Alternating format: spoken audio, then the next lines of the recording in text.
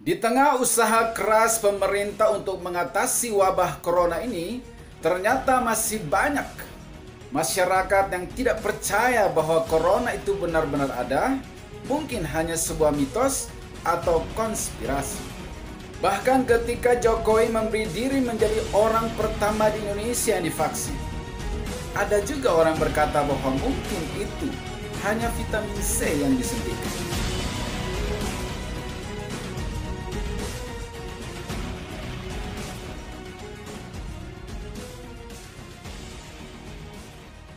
Memang akhirnya kita harus menyadari bahwa masih banyak orang yang tertinggal secara pola pikir, mindset maupun mental. Ada 3 jenis keterbelakangan, 2 diantaranya bersifat destruktif, satunya non-destruktif. Keterbelakangan yang pertama adalah mereka yang tinggal di daerah terluar, tertinggal, terdepan.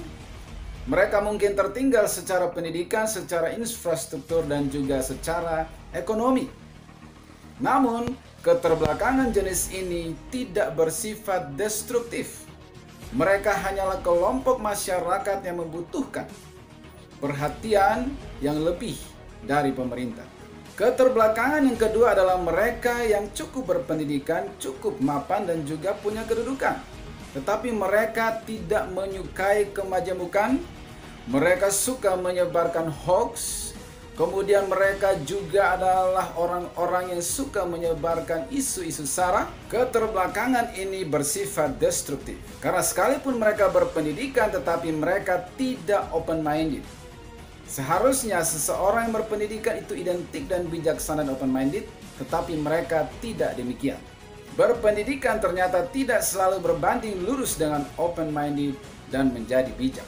Keterbelakangan yang ketiga adalah mereka yang beragama sambil kehilangan akal sehat. Seperti yang berikut ini. Shalom, sahabat hidup untuk bersaksi. Saya Sylvia Titerlonobi. Baik, saya akan berbagi pesan Tuhan. Pada saat itu, kejadiannya tanggal 4 Januari 2021, saat itu saya sedang berdoa sekitar jam 12 siang. Saat saya sedang pujian, penyembahan, dan berdoa, tepatnya pada saat sedang penyembahan. Saya sedang penyembahan, Tuhan berbicara pada saya. Tuhan berbicara, Tuhan berkata, vaksin corona, vaksin corona, vaksin corona, berulang-ulang. Biasanya saat saya berdoa, kemudian ada satu kata yang diulang-ulang oleh Tuhan. Biasanya Tuhan mau membukakan sesuatu atau kata itu atau sesuatu hal kepada saya. Karena itu ketika saya mendengarkan suara Tuhan berulang-ulang, vaksin corona, saya langsung bertanya pada Tuhan, ada apa dengan vaksin corona Tuhan? Ada apa dengan vaksin corona? Mari Tuhan jelaskan pada saya.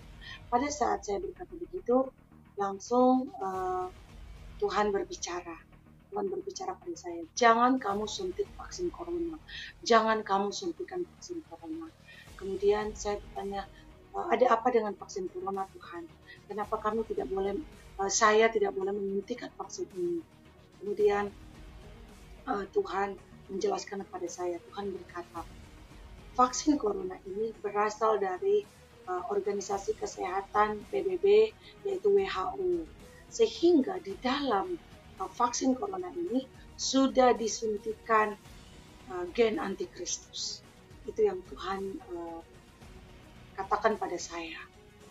Saya bertanya lagi, saya bertanya berulang-ulang kali, karena saya berpikir jangan sampai saya salah mendengar, jangan sampai saya salah menangkap suara Tuhan, sehingga saya bertanya berulang-ulang. Tetapi Tuhan tetap menjawab yang sama, Tuhan tetap berbicara yang sama kepada saya. Kemudian Tuhan menjelaskan kepada saya, Tuhan berkata, vaksin yang terbaik hanyalah darah Yesus. Oleh karena itu, Tuhan menyuruh saya untuk jangan kamu suntikan vaksin corona. Yang harus kamu lakukan adalah kamu mengambil air, kemudian kamu berdoa dengan penuh iman, dengan iman yang teguh, kamu harus percaya dengan sungguh, kamu berdoa, kamu minta kepada Tuhan. agar Tuhan rubah air di dalam gelas itu menjadi darah Yesus. Seperti perkawinan di Kana, Tuhan rubah air menjadi anggur. Maka Tuhan mau supaya kita berdoa sungguh dengan iman.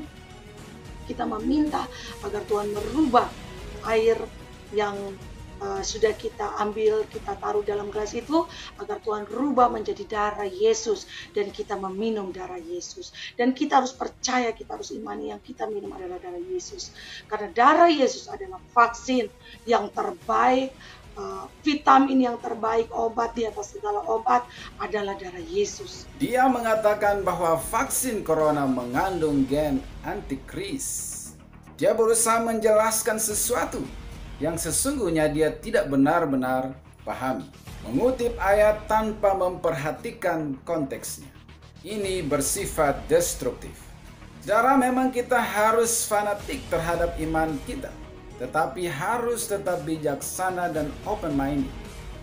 Karena pendidikan itu identik dengan menjadi bijak dan open-minded. Itulah orang-orang yang berpikiran maju. Karena kita sebagai orang percaya dipanggil Tuhan untuk ikut mengusahakan kesejahteraan kota dan bangsa kita. Seperti yang dikatakan di dalam Yeremia 29 ayat 7. Usahakanlah kesejahteraan kota kemana aku buang, dan berdoalah untuk kota itu kepada Tuhan, sebab kesejahteraannya adalah kesejahteraanmu.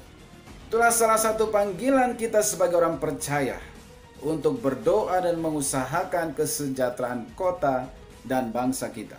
Semoga video ini bermanfaat bagi kita semua. God bless you.